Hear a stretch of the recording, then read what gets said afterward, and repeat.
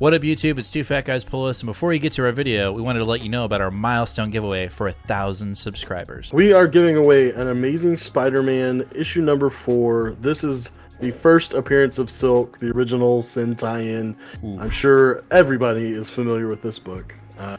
This is a CBCS 9.8. Oh, yeah. Yeah, so... Big boy. This book is much hotter than it was when we first bought it for the show. Yep, that's true. You insist on still giving it away, and I'm very happy to do it. You can tell that he is not. But anyway, we are giving this away when we hit 1,000 subscribers. Kick-ass, key issue, first appearance of Silk, is someone's going to win this book. So go ahead, hit that subscribe button, and let's get to the video, shall we? Random fact. Okay. The Earth is 70% water, right? Okay. Right? What? And almost all of that is uncarbonated, right?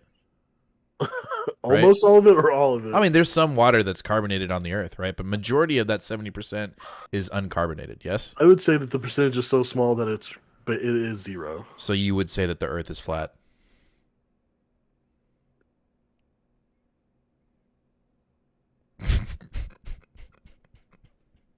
I mean, I'm not wrong. Yeah.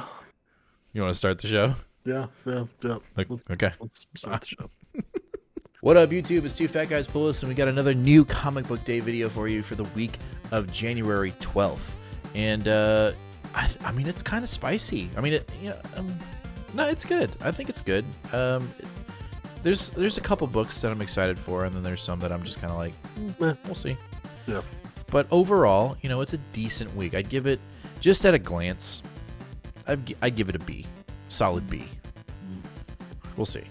There's one book that I'm gonna say that I'm not excited for, and it's gonna make you cry, but I won't tell you till we get there. All right, we'll get there. All right, so let's start the book. Let's start the show with our X-Men book. We only have one, and it is an annual. It is Marauders issue 27, which is Annual. I thought it was an annual. Oh, then we get the annual. Gosh darn it! So this is the last Gary Jerry issue. Yes, this is the last Gary Jerry issue, and then the annual is the first Steve Orlando. Ah, yes. Yeah. Okay, well, cautiously optimistic. I've really actually dug this run a lot. So I'll be interested to see where we go. You know, will we get any Inferno vibes in this book? Will there be any, callback to that, or did it just end, or what's going on? I'm excited. I think this issue is the absolute final ending. Done. Reign of X. The era is over.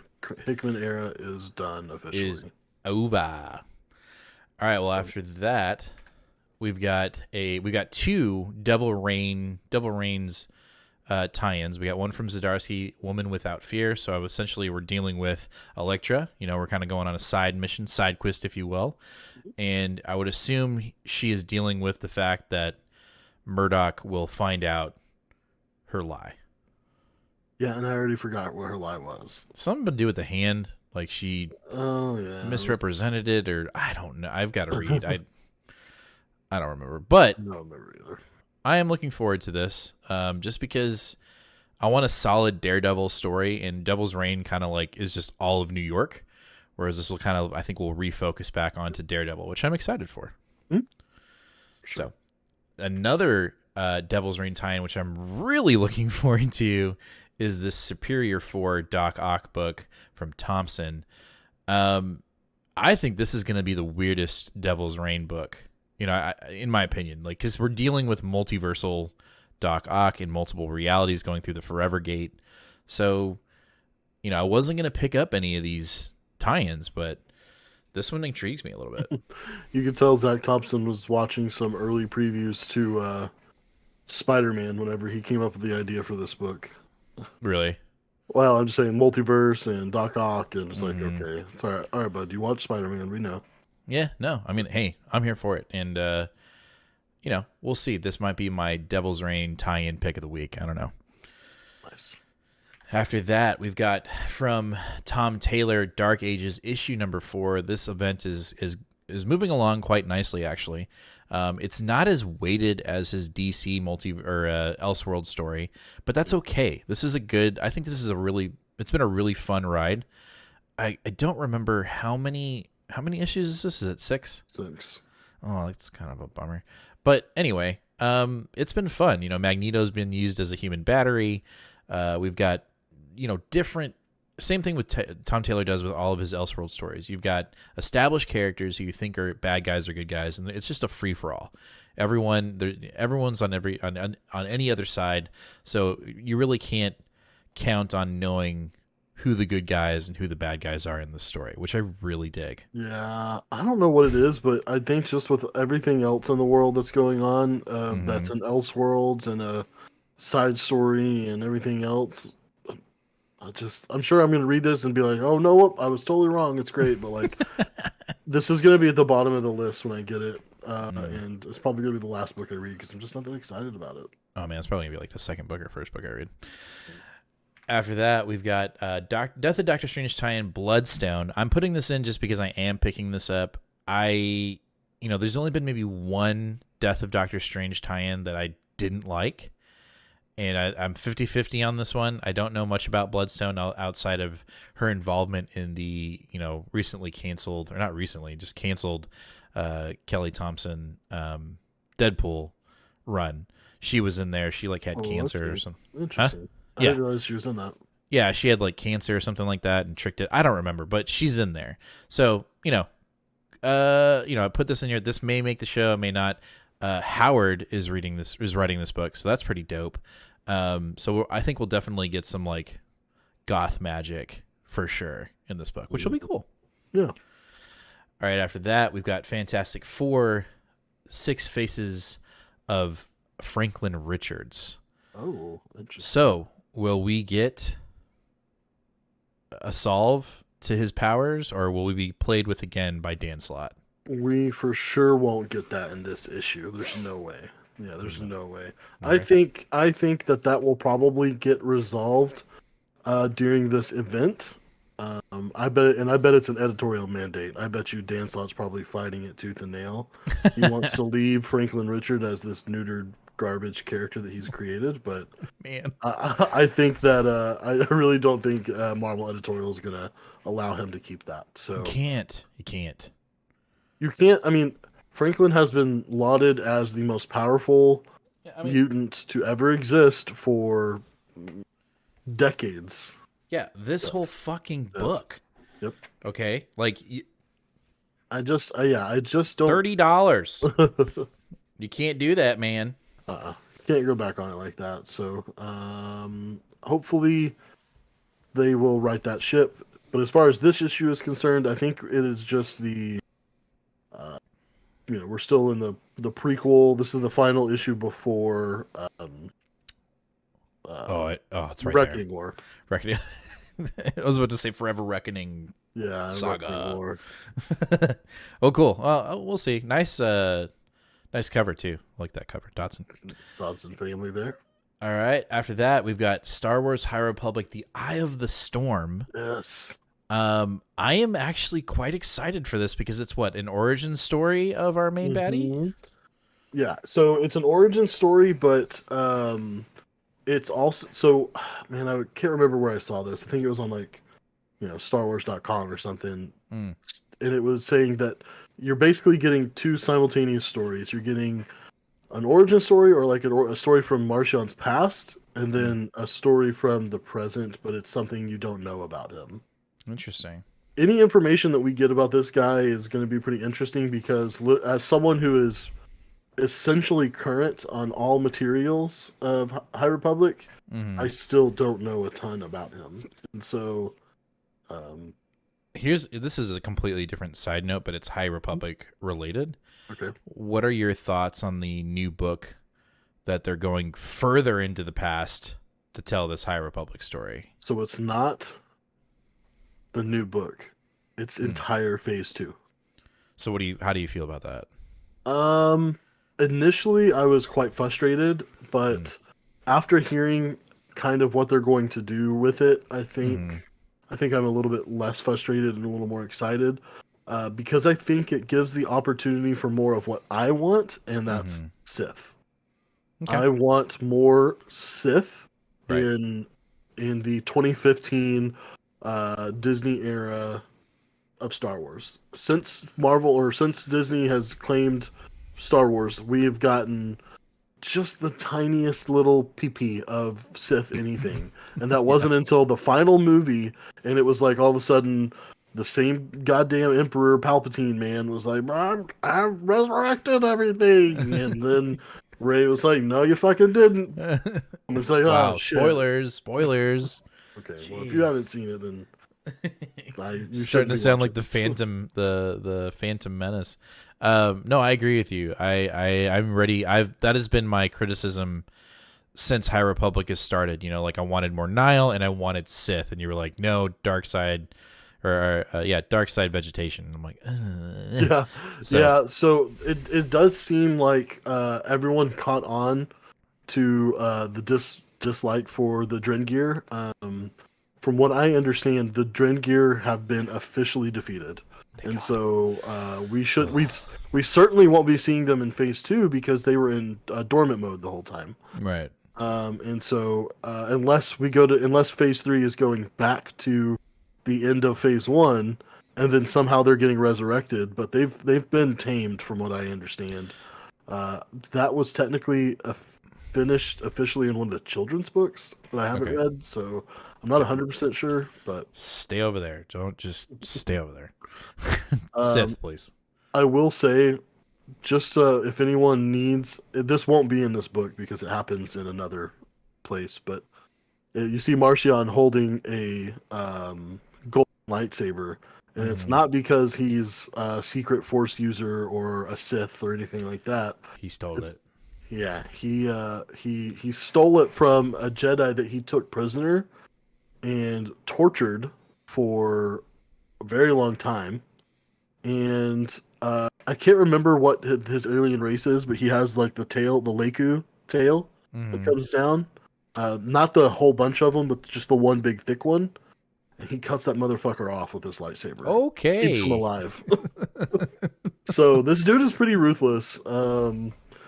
He's an interesting character, so I'm All really right. excited to see some insight into Yeah, him. me too, for sure. All right, after that, we're jumping into DC with Batgirls issue number 2. Issue number 1 was fantastic. I felt like it was a little long, but that being said, Wow. I'm digging the artwork. I'm digging the writing. Overall, it's been fun. As long as we don't do an issue 2 slump, I am here for this book. Mhm. Yep, I agree. I also am appreciating that we are. Um, or are they keeping? I guess they're not keeping the backup story in here after all. Never mind. No, and you know what? To be honest, this is a little side conversation here too. I kind of don't like.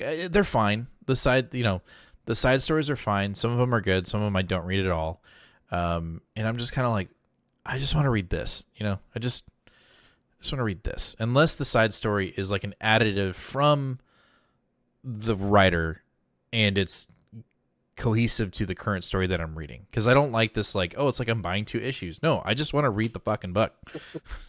I get what you're saying, and sometimes whenever it's a story I don't want to read, that's how I feel too. And when I have to pay extra for it, Right. then I'm like, I kind of don't want that.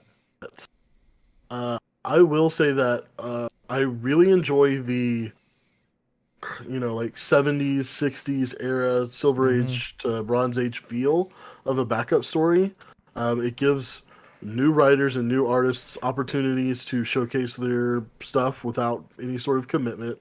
And it has a chance to highlight characters that are kind of fallen by the wayside right now that they can actually highlight into a little story. Like we've got Martian Mm. Manhunter being featured in Action Comics right now. And I really like that because he's a character I'm really interested in, especially with what's going on with him right now. And now he gets to be present there. Right.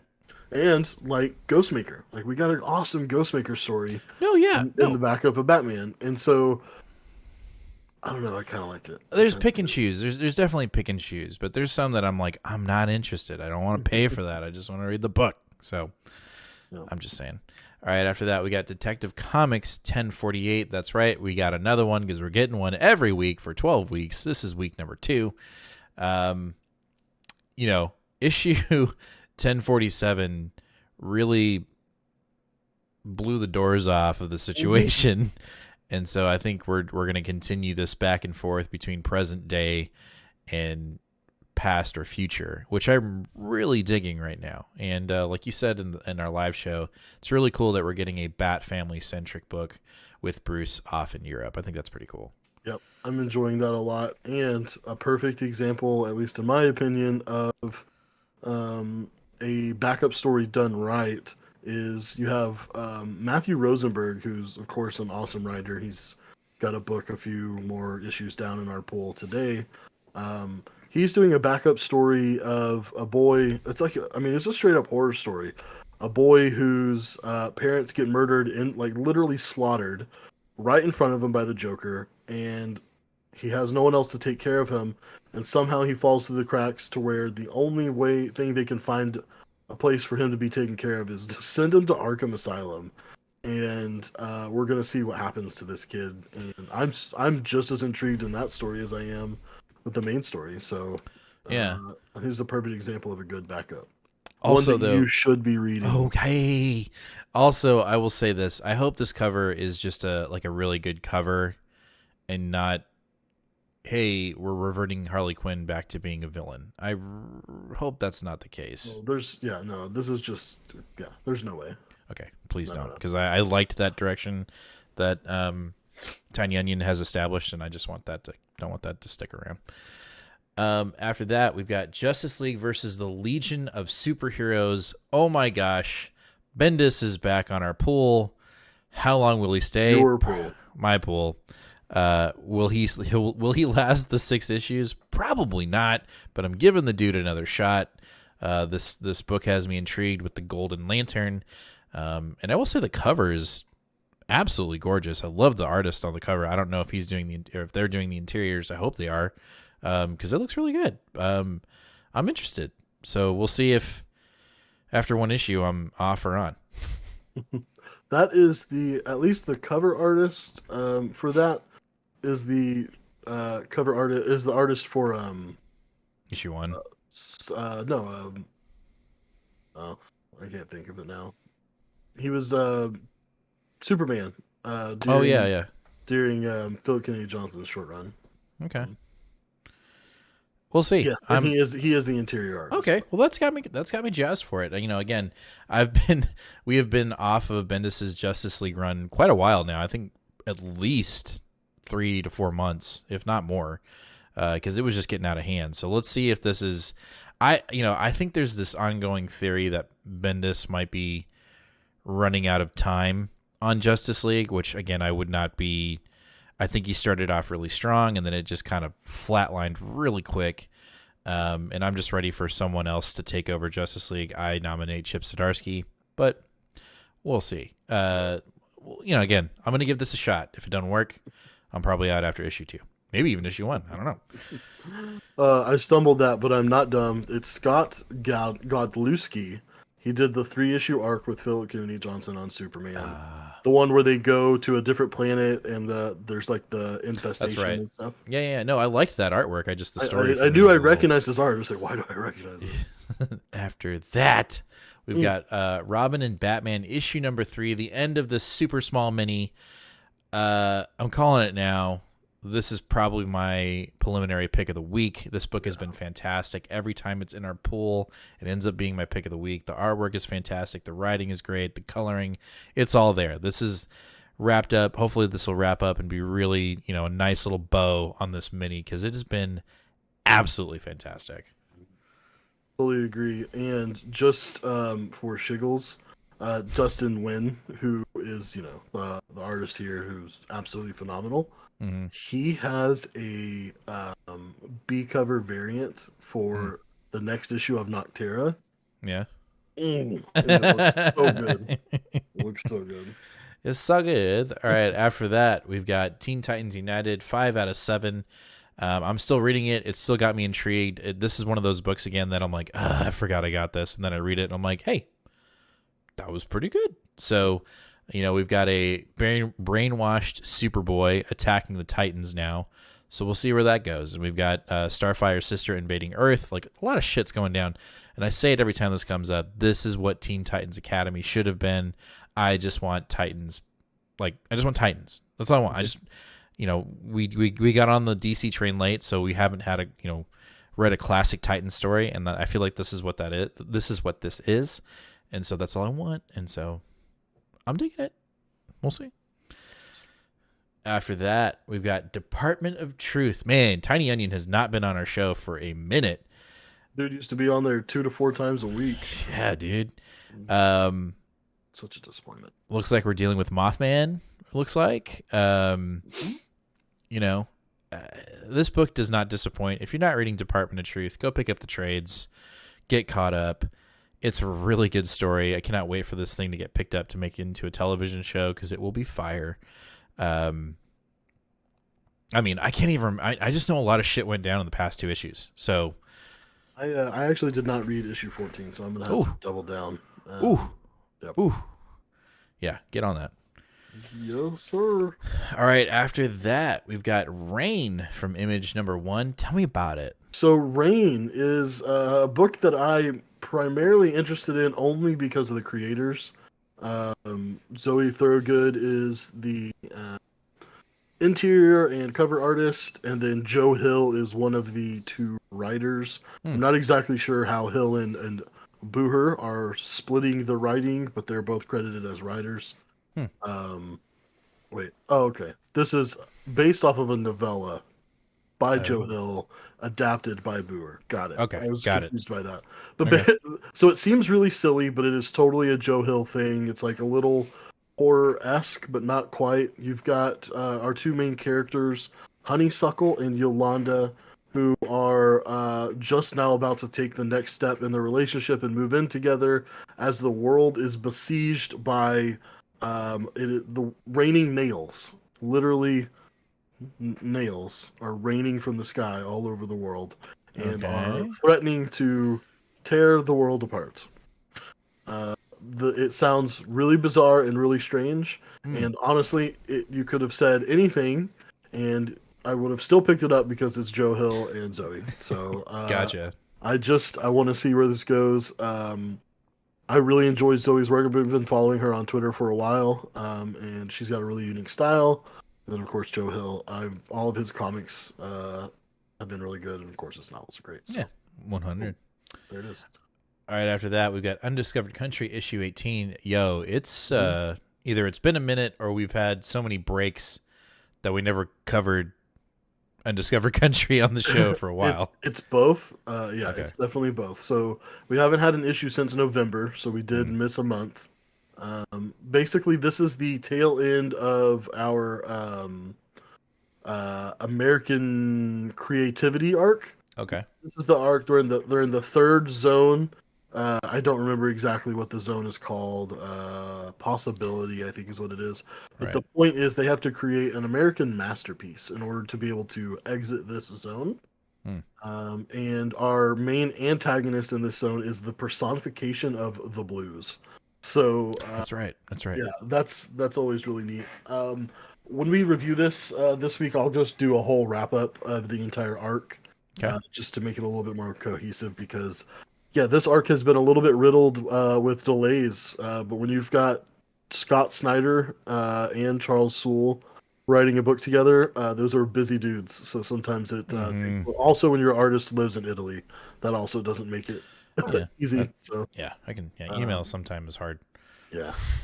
All right, after that, I think this is our last book. We have What's the Furthest Place from Here, issue #3. I am not caught up. I will try my hardest to get caught up. You've got to get caught up. We'll try. All right, we'll try.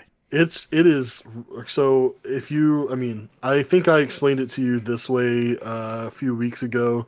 It is Wes Anderson in a comic book. This is the Royal Tenenbaums Life Aquatic in a comic book. Didn't you say something about like teeth in the last issue? Like they pay with teeth, or they do? Yeah. Their currency is adult teeth. Right. So this is some type of strange post-apocalyptic world where the houses are divided up by children. You get dropped off as a baby to your house, and then once you reach a certain age, I don't remember what it is, 18 or 20 or something like that, you have to leave, and you I don't remember if they come and take you or if they leave, but there's like these shadow witches that you don't really get to see, which sounds scary, but it's not. Like this isn't a scary book. And it's just really strange because you've got at one point it very much feels like The Warriors, the movie, and then like the next minute it feels like Royal Tenenbaums, and you're just like, what is happening here? Hell is going on? Yeah. The humor is very, very elder millennial, dry, early 2000s sort of like dark humor. I read the first 2 issues and was like, man, this is confusing, but I kind of like it. And then I went and read Four Kids Rob a Bank, which is That's right. The Black Mask published 5-issue mini from these guys that is very, very, very highly acclaimed, and goddamn, was it amazing! It was really good. And so if now I get it, now I get their style. I was probably 2 or 3 issues into that before I was like, what are we doing here?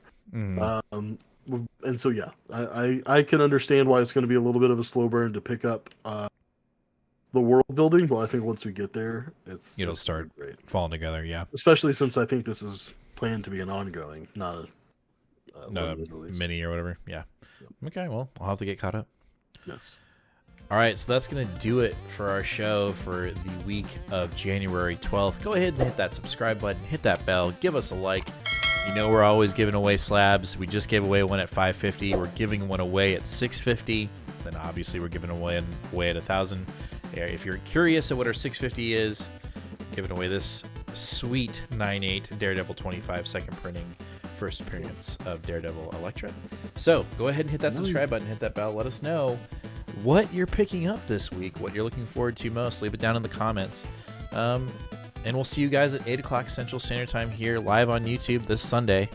And as always, read more comics. Talk to you later, fam.